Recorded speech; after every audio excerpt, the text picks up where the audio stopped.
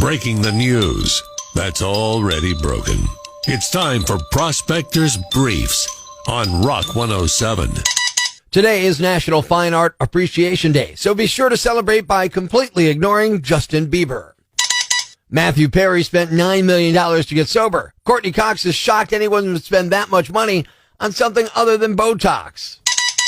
Tom Brady says no one feels good about where the Tampa Bay Buccaneers are right now.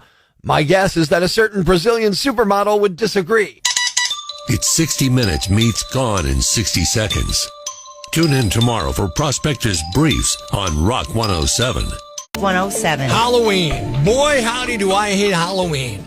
I hate the scary stuff, the spooky season nonsense. I hate the proliferation of horror flicks and slasher movies on TV. I hate jack-o'-lanterns and the dolts who pick yours up off the porch and smash them on my street. I hate costumes. Yeah, even the sexy ones. Do we really need a sexy SpongeBob or a bloody Dahmer costume? No. The only thing worse than the unnecessarily grotesque Halloween costumes is an unnecessarily vulgar one. Every costume these days is either too creepy or so politically incorrect, you're going to lose your job the day after your office Halloween party. Unless you work here, where we don't have an office Halloween party. And thank God for that.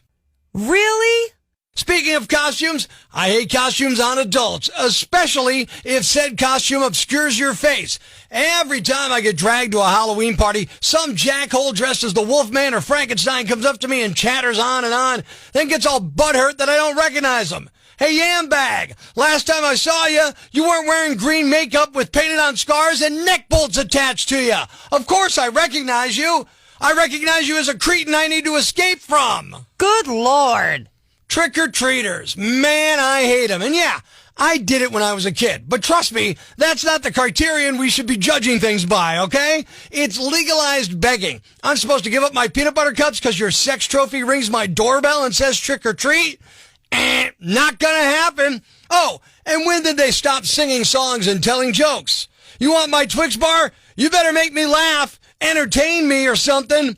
No, now I got to be terrorized by a bunch of underage masked miscreants wandering around the neighborhood demanding indulgences from me in exchange for the physical safety of my property? Hey, that's extortion. I should be calling the cops. Seriously? You think that was bad? Try living with him. Love you, honey. Mean it. And argue as much as I can. It's another Prospector Prank Call on Rock 107. Hello, this is... Yeah, hi. Who am I speaking to? This is Jay. Jay, listen, I need your help, man. I'm trying to set a world record. You guys, you do like all the types of vape smoke products, right? Yeah, we have everything you need for new vapors to people that are veterans. We got everything. Okay, good. Here's what I'm trying to do. I'm trying to go custom here because I want to set the world record for the world's biggest vape cloud. Because, you know, like when some people, you know, like they're vaping and there's a huge cloud of smoke and you're like, wow, that was a ton of smoke inside you, right? Yeah, So it's actually not smoke, it's vapor, but yeah, I know what you're talking about. Right. Okay, vapor. Fine. Okay, whatever. The point is I want to set the world record for the biggest vape cloud. So what I've done is I've hollowed out an old flute that I have. I'd like to bring it in and you guys can help me so that way I can have the biggest cloud. Is that something you guys would be interested in doing or could help me with? I could help set you up with the new vape system. You don't need a flute. Well, look, it's not a flute anymore. I hollowed it out. All the keys and everything like that are gone. It's just a basic big tube. And then you would, you know, whatever you put in there, the juice or whatever to make the smoke. What's it called? We like to refer to it as e-liquid, but, you know, juice works, whatever you... Okay, right. Whatever you want to call it. You don't need a flute, though. Well, I'm not going to play it like a flute. I'm using it to make the world's biggest vape pen. And then I'm going to be like... And I want to have this massive cloud come out, okay? Obviously, for the biggest cloud, you need the biggest pen, and that's my thing. No, that's actually not how that works at all. There's actually vaping competitions, and none of those guys have a flute, a hollowed-out flute, because you don't need one of those. You can check out World's Biggest Vape Clouds. They're all over the place. But, okay, look, I'm trying. Well, I haven't done that because I'm trying to set the world record. I don't care about them. I'm going to be number one. So what do I do if I want to get the world's biggest thing out? Come to the shop. I'll hook you up with the setup. We'll get you the juice that you want, flavors that you like, and you can start I don't care about the flavor. Like, whatever it is that you want to do. Listen, it just sounds like you're just trying to sell me a bunch of stuff, right? Right? Well, you're the one that called me for vape clouds. Right. I'm trying to make the world's biggest vape cloud, man. I understand that. And I'm trying to tell you that if you just come into the shop, I have everything you need to... Okay, well, how big a cloud are we talking about here? It's not even the device. It's what can your lungs hold. It's not the device size. Well, everyone's lungs are the same size, so it doesn't matter. I mean, like, it's how concentrated the smoke is. That's why you need that giant smoke device like I was building. Okay, again, go to any YouTube video and you will see not a single soul with a giant vaping device because you don't need that. No, I disagree. I disagree. Look, that's why I'm going to set the world record. You're not interested in helping me turn my own flute into a giant vape gun so I can get the world record? Is that what you're telling me? That is correct because we already have some that work here. Why would you build one? So you don't even know what you're talking about or what you're doing. I'm sorry. How hard could it be? I just did it. How hard is it? How big was the cloud you just blew out? I didn't even blow a cloud, man. I'm just breathing. I've been doing it since I was born, okay? You don't need to train me on a device. What do you need? I need a device that delivers a ton of smoke. That's what I'm trying to get. Won't you help me out? It's not, first of all, let's go back to it's not smoke. It's vapor. Oh, okay, vapor. Whatever. It's not about the device size. It sure is. I mean, if you get a big cloud in your lungs because your device gave you the concentrated dose, wouldn't you be blowing out more? It's like packing it in there. Not if your lungs can't hold it.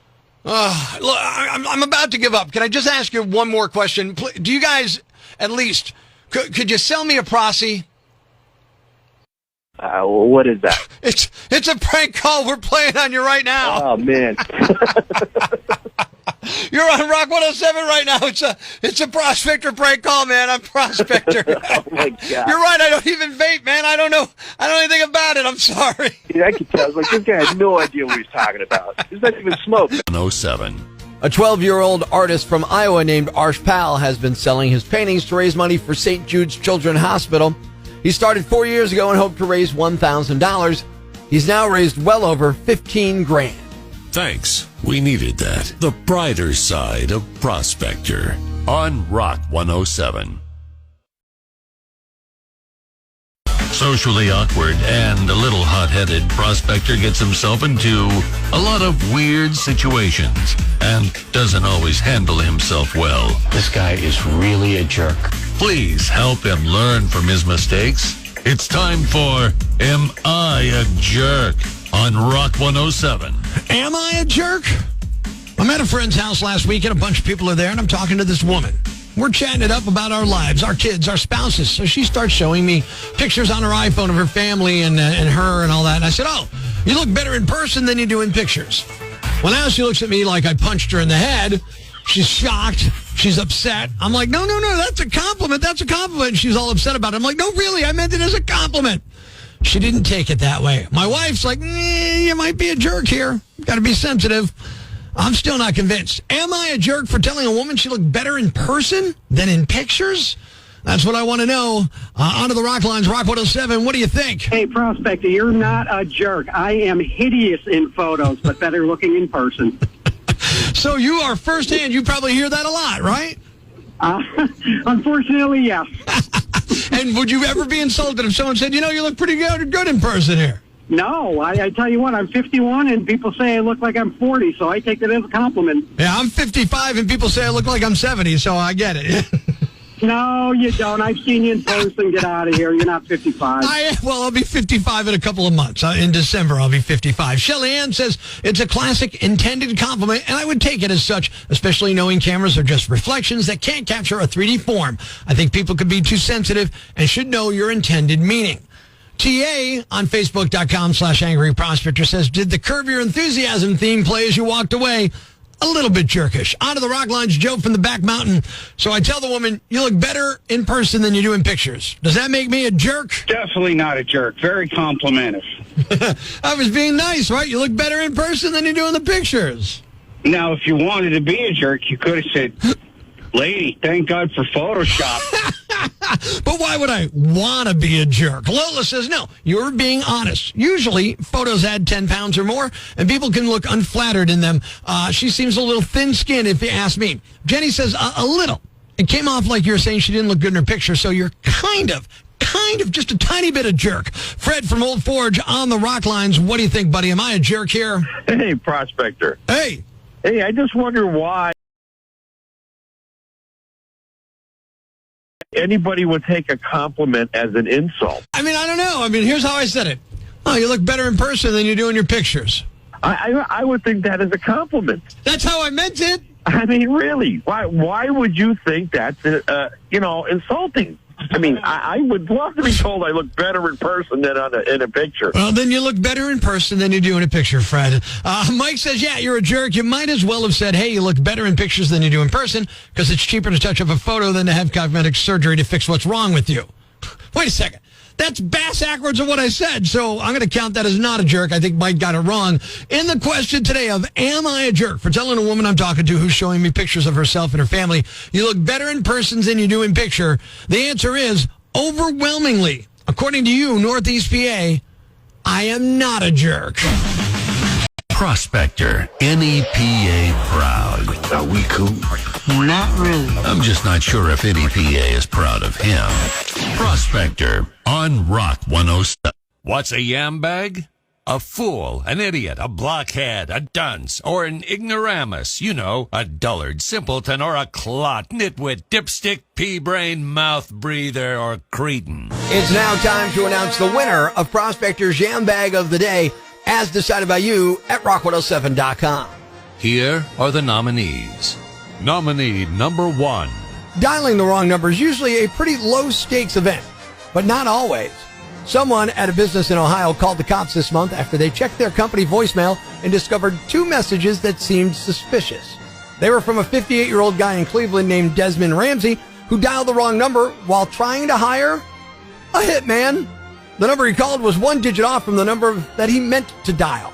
He called 3 separate times, left 2 voicemails, and talked about putting a $5,000 hit out on someone.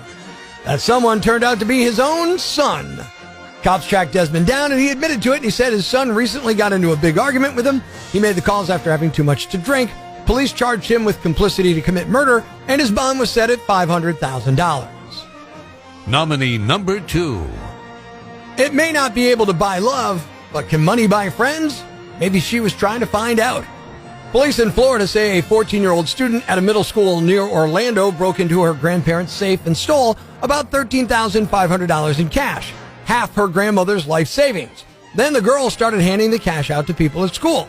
The girl accused of stealing the money told deputies a friend who moved away gave it to her to hand out. Students who accepted the money told deputies the girl claimed it was her grandmother's money and she had permission to give it away. Some students didn't buy the story and reported it to administrators and the school resource officer. The young girl is now facing felony charges for grand theft. She was arrested Friday morning and given a $2,000 bond.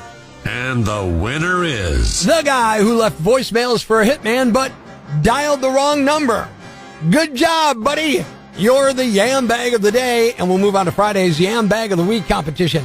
Keep it here for all the nominees for Prospector's Yam Bag of the Day, weekday mornings on Rock 107.